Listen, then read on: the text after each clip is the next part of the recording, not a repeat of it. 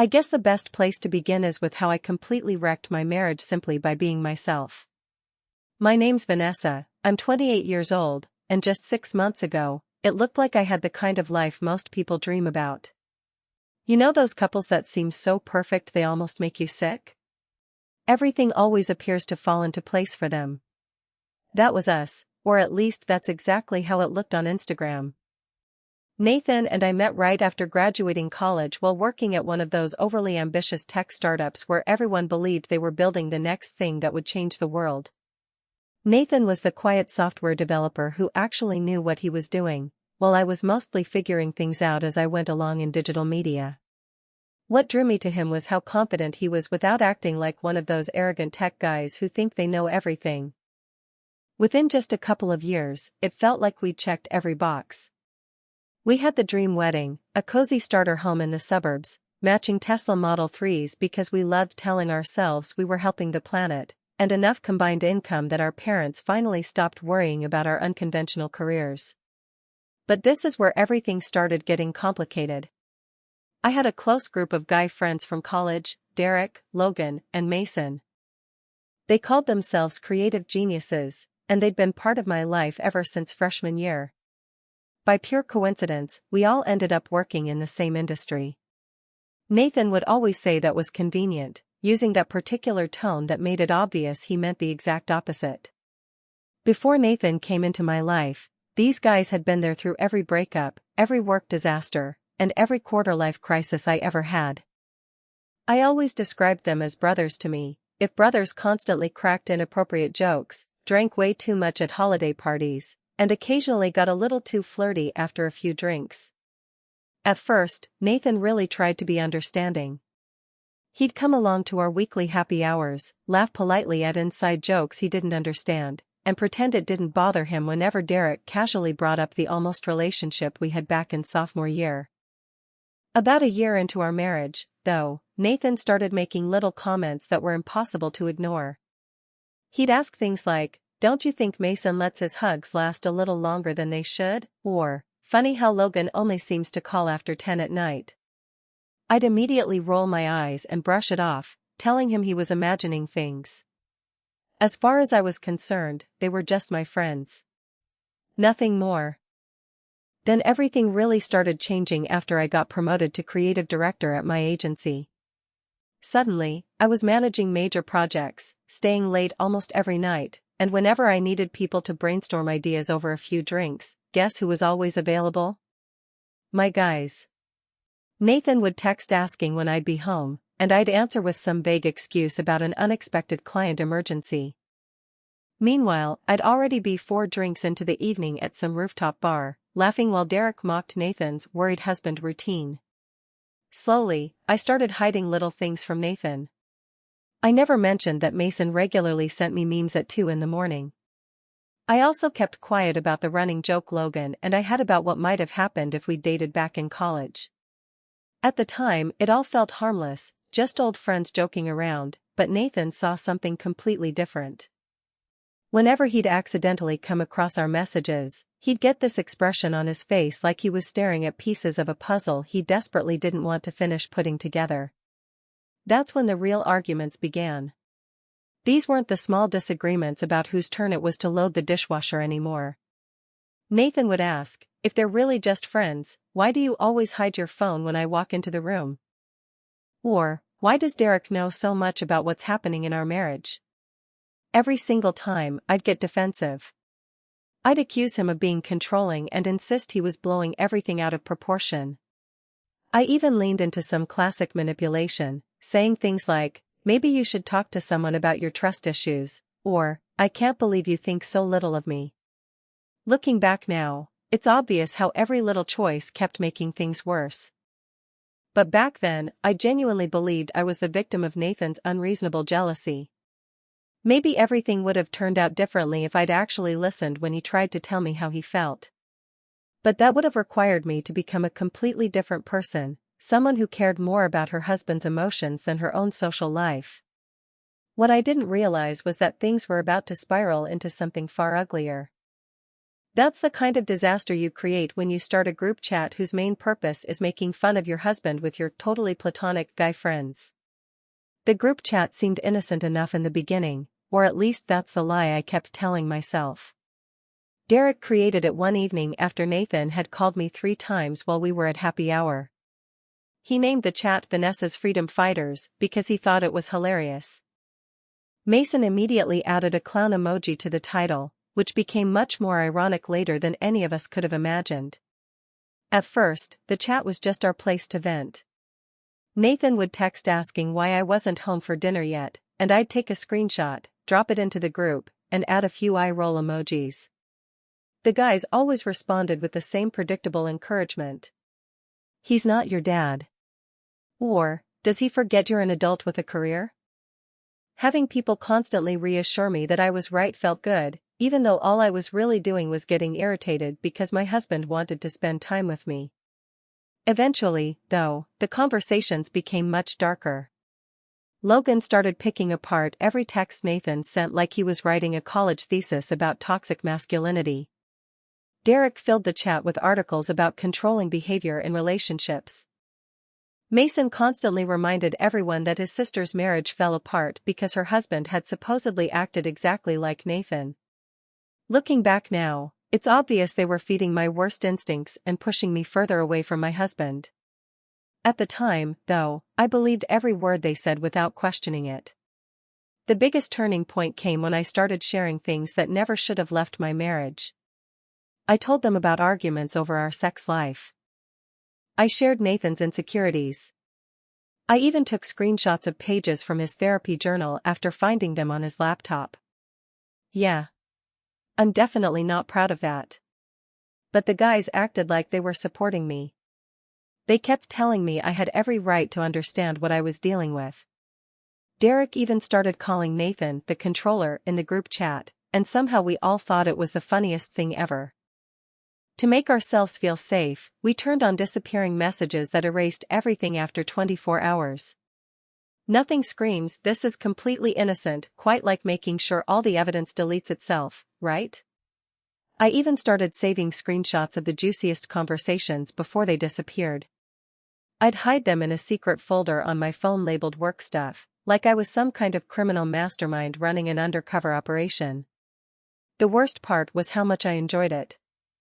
Every time Nathan tried sitting me down for a serious conversation about boundaries or our relationship, I'd secretly text the group under the table, giving everyone a live play-by-play of everything he was saying. They'd fire back with commentary like they were the worst sports announcers on television, and I'd have to bite the inside of my cheek to stop myself from laughing while Nathan was sitting there opening up and pouring his heart out to me. One night, after we had a huge fight because I skipped his company dinner, I claimed I was at a work event that looked a whole lot more like bar hopping with Derek and Mason. I sent a message to the group that crossed a line I didn't even realize was there. Sometimes I think I married the biggest clown in the entire circus. Then I followed it up with about 50 clown emojis because, apparently, I was incredibly mature. The guys absolutely loved it. Derek immediately renamed the group chat Clown Court, and for the next hour everyone spammed circus memes and made joke after joke at Nathan's expense. Meanwhile, Nathan was lying asleep beside me, probably dreaming about whatever software project he was working on, completely unaware that his own wife was basically keeping an online burn book dedicated to making fun of him. I remember glancing over at him that night and feeling this strange combination of guilt and superiority. If I'm being honest, though, the superiority won by a mile. Looking back now, I can admit I was being an awful person. What I didn't know was that those ridiculous clown emojis were eventually going to come back and blow up my life in the worst possible way. The first tiny crack in my carefully built secret showed up on what seemed like an ordinary Tuesday. Nathan was acting different that morning. He barely spoke over breakfast, kept checking his phone every few minutes, and hardly touched his protein shake. Yeah, he was one of those health-conscious guys. At first I didn't think much about it. Then I got to work and saw a message from Derek. "Hey, did you know your deleted messages are still getting backed up to your cloud account?" Derek explained that the app was deleting the chats, but my phone had been quietly backing them up before they disappeared. Neither of us had realized the backups weren't following the same deletion schedule. Suddenly those disappearing messages didn't seem so temporary anymore. The second I read it, my stomach dropped. Nathan and I shared a family cloud account because, as he always liked to say, we were partners in everything. His words, not mine. I'd been so focused on making sure our group chat automatically deleted messages after 24 hours that I completely forgot about the cloud backups. Technology really has a way of ruining your day. That evening, when I got home, Nathan was waiting for me in the kitchen. Not the sweet kind of waiting where dinner's ready. It was the kind that instantly tells you someone's about to say, "We need to talk." The kind that makes you want to turn around, head back out the door, and book the first one-way flight to anywhere. His laptop was sitting open on the counter, and the email app was already pulled up. He looked straight at me. "Want to explain why there are hundreds of deleted messages between you and Derek from last month?" Naturally, I handled it with complete maturity. I lied straight to his face. "Oh, that's just work stuff we didn't need to keep." I even laughed a little, like the idea of me hiding anything from him was completely ridiculous. Nathan didn't believe a single word. Instead, he started listing dates and times. Every late-night conversation.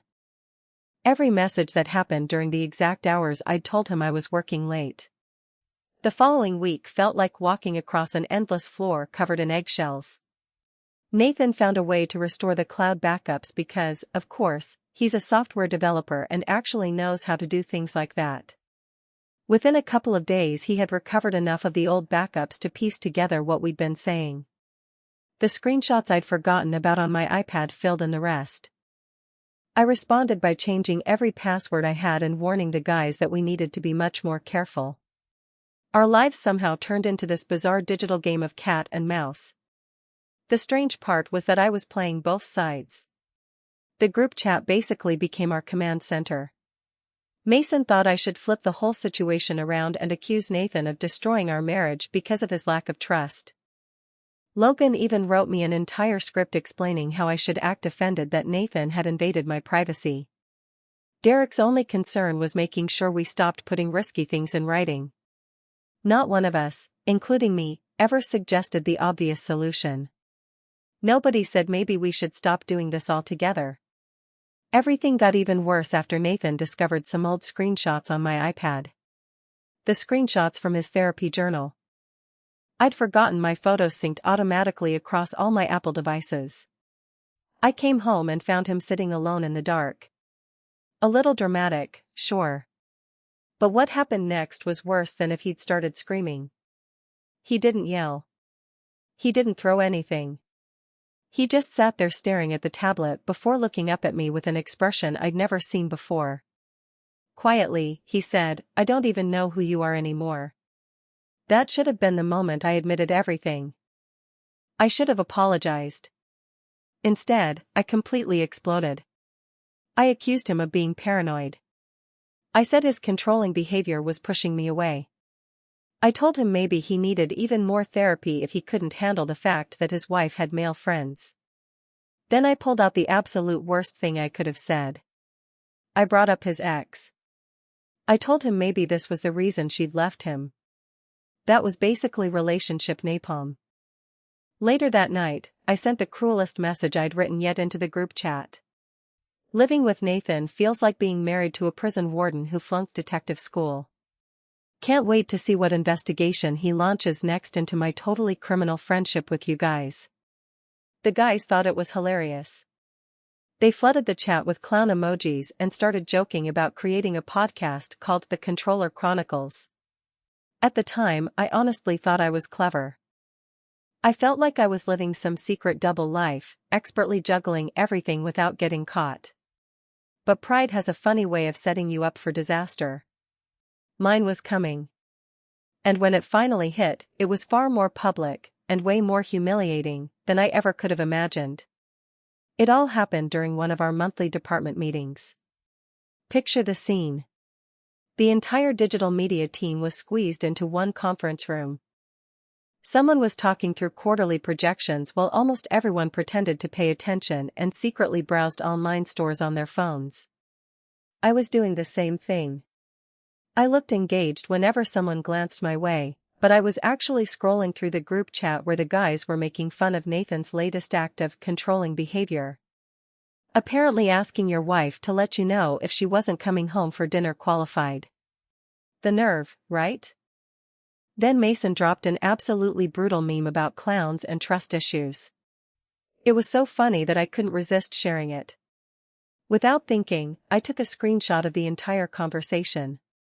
Every nasty comment. Every clown emoji. Every joke about Nathan's therapy. Then I hit share.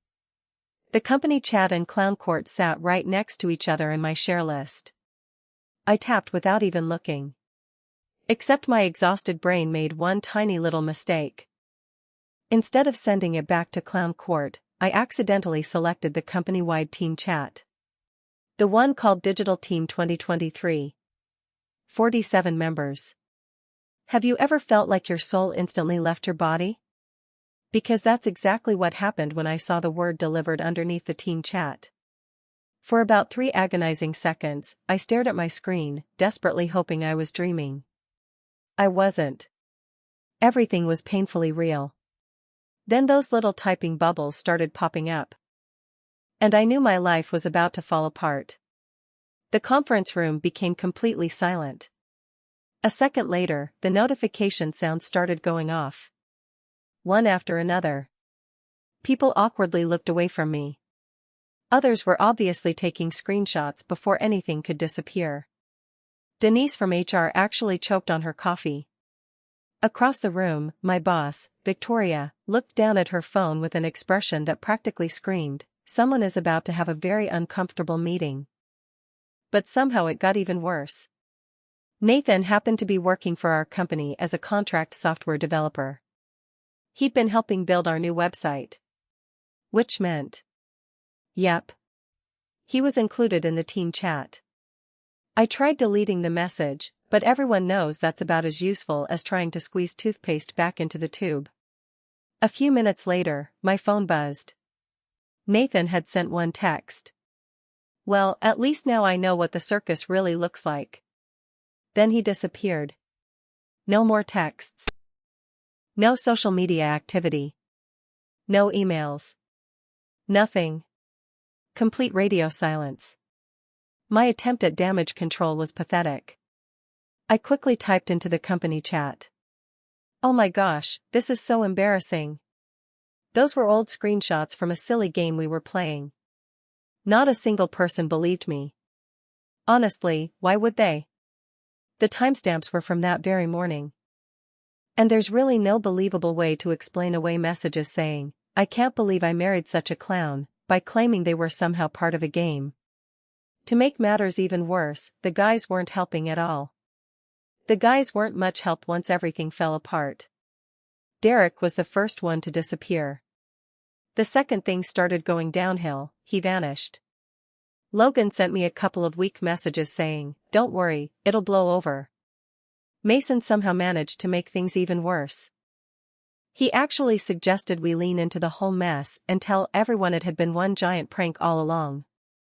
Apparently, he thought trying to gaslight an entire company was a brilliant idea. Before lunch, Victoria called me into her office. She stayed calm, using phrases like hostile work environment and professional integrity, while I sat there trying not to get sick. It turned out that posting screenshots containing your husband's private therapy thoughts in a company-wide chat wasn't just incredibly unethical. It could also create serious legal problems. Who would have guessed? By the end of that day, I had an official disciplinary warning added to my employee file. HR scheduled a mandatory meeting with me. And through all of it, I still hadn't heard a single word from Nathan. I drove home completely numb, mentally practicing different explanations. Every single one sounded pathetic before I even finished saying it in my head. When I pulled into the driveway, Nathan's car wasn't there. It wasn't in the garage either. Then I walked inside and realized some of his clothes and personal belongings were gone too. That was the moment it finally hit me. This wasn't another argument I could talk my way out of. I'd pushed him further than ever before. The entire life I'd carefully built on excuses, lies, and manipulation was finally collapsing. And it was happening in the most public, humiliating way imaginable. The weeks that followed felt like watching my entire life slowly come apart piece by piece. Remember how I used to say Derek, Logan, and Mason were my biggest supporters? Turns out even the strongest rocks sink when your reputation is going under. Derek abandoned me first. He sent this long message explaining that he'd never intended for things to become so serious and that, for professional reasons, he needed to distance himself. What he really meant was simple. He was worried about protecting his own career. Logan stayed in touch a little longer, but not because he cared about me. He was busy protecting himself too. He even started taking screenshots of the few times he'd told us to stop, then emailed them to Victoria as proof he'd tried to be the reasonable one. Funny how those comments suddenly appeared after everything exploded. The timing couldn't have been more convenient.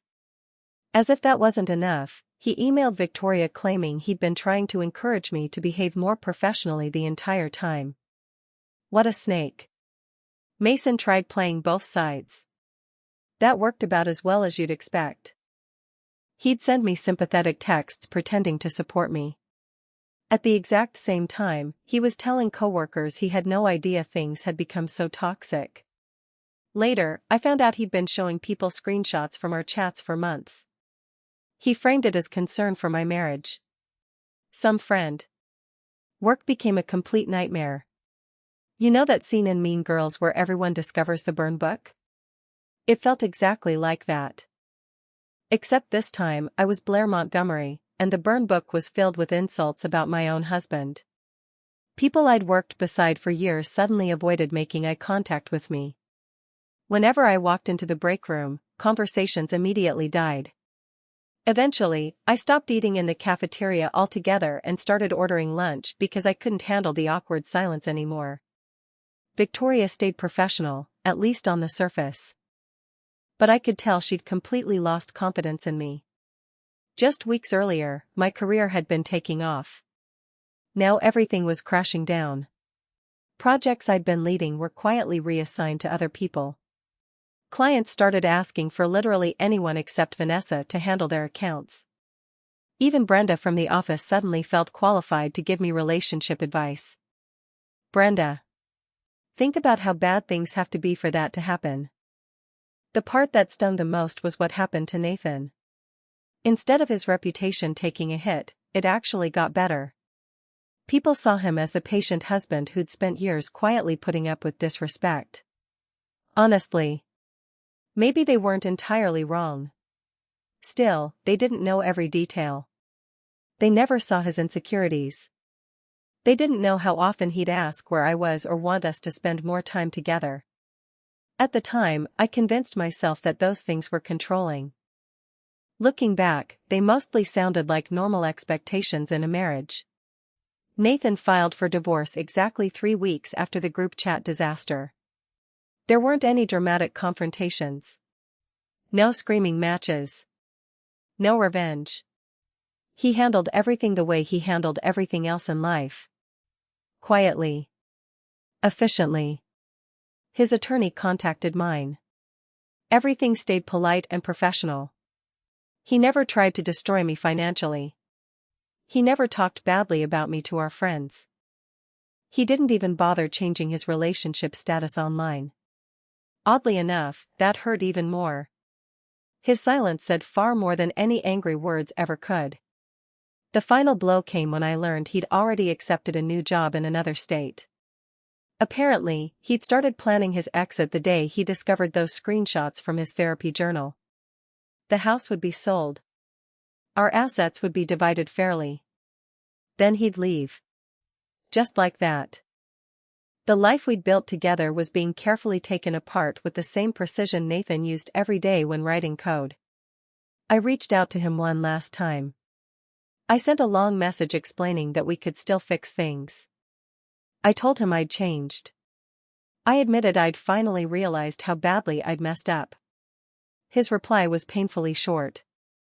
I hope you find whatever it is you're looking for, Vanessa. I truly do. That was it. Right after sending that message, he blocked me everywhere. Not out of anger. Not to punish me. Just quietly. Permanently. The kind of goodbye that tells you someone has completely accepted you're no longer part of their life. Now, when I look back on everything, I can clearly see how every lie, every secret, every message, and every terrible decision slowly pushed me toward losing everything.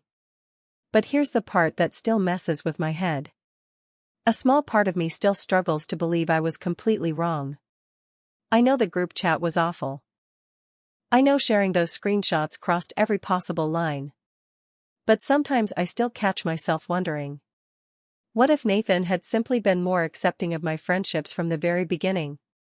6 months have passed, and here I am sitting alone in my overpriced studio apartment, mindlessly swiping through dating apps while my divorce papers sit untouched on my little IKEA coffee table. The life I used to have almost feels like it belonged to someone else now. It's like scrolling past one of those perfect Instagram posts and thinking, must be nice, before going right back to your own chaotic reality. I'd love to tell you this whole disaster completely changed me. I'd love to say I had some life-changing realization, grew as a person, and came out wiser. But if I'm being honest, the biggest lesson I learned was to make absolutely sure I know who I'm sending screenshots to before I hit send. That. And maybe don't share your husband's private therapy journal with your guy friends. Apparently, that's considered crossing a pretty major line. Who knew? Our entire friend group completely fell apart after everything happened. Derek packed up and moved to Seattle for what he called a fresh start. Personally, I think it was just a convenient way to run away from the mess he'd helped create. Logan ended up getting promoted at work. Now, whenever we pass each other in the hallway, he suddenly becomes fascinated with literally anything except making eye contact with me. As for Mason, he had the nerve to slide into my DMs last week with one of those generic "hope you're doing better" messages. I left it on read. Funny how betrayal doesn't feel so great when it comes from the other side. Work hasn't really recovered either. Technically, I'm still employed there. But most days it feels like I'm haunting my own office instead of actually working in it. Victoria kept me around because, despite everything, I'm still good at my job. That doesn't mean things are the same. Nobody's asking me to join brainstorming sessions anymore. The gossip eventually faded away. Honestly, that awkward politeness everyone treats me with now might be even worse. Even Melissa, who used to be my closest friend at work, only talks to me about completely harmless topics these days. The weather. Her cat. Her cat's Instagram page. That's about as personal as our conversations get now. Meanwhile, Nathan is doing exactly what Nathan always did. He's thriving. Of course he is. I may or may not occasionally check his LinkedIn profile. Private browsing mode, obviously. He's got a new job. A new city. A completely new life. Someone told me he's dating another software engineer he met at some tech conference. She probably laughs at all his coding jokes. She probably understands his world. And I'm willing to bet she doesn't have a complicated group of guy friends from college that constantly make her husband feel like an outsider. As painful as losing my marriage was. As much as it hurt watching my friendships disappear. As embarrassing as it was losing the respect of my coworkers. None of that has been the hardest part. The hardest part has been realizing I don't even trust my own judgment anymore. Sometimes I honestly wonder. Was I really the victim all along? Or was I just incredibly good at convincing myself that I was? Every now and then, I open the folder on my phone that I renamed Never Again. The screenshots are still there. When I read through those old messages now, they almost feel like they were written by someone else. Then again, maybe they weren't. Maybe that's exactly who I was. And honestly, that's the part that scares me the most. My mom keeps telling me this is just part of growing up. According to her, everyone makes mistakes, and the important thing is learning from them. Easy for her to say. The biggest crisis in her marriage was when my dad decided to buy a motorcycle during his midlife crisis. Compared to what I did, that's practically adorable. She keeps reminding me there are plenty of fish in the sea. The problem is, after everything that's happened, I'm not even sure I trust myself to go fishing anymore. More importantly, I'm not sure I'd be able to stop myself from turning every date into content for my friends to laugh about afterward. Sometimes I catch myself wondering how different everything could have been. What if I'd actually listened when Nathan tried to tell me how he felt? What if I'd taken his concerns seriously instead of turning them into jokes for the group chat? What if I'd valued my marriage more than the approval I kept chasing from 3 guys who disappeared the second things got difficult? Those questions have a way of creeping into my head late at night.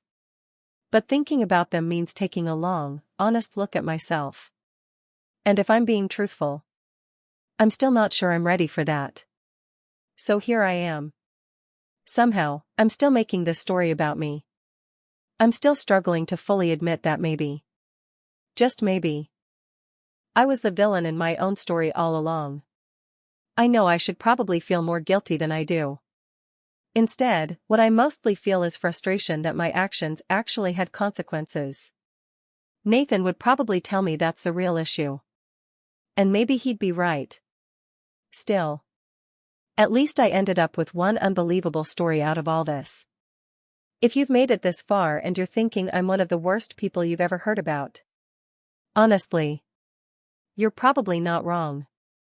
The only thing I can really say in my defense is that I'm at least self-aware enough to recognize that I still have a long way to go before I'm actually self-aware.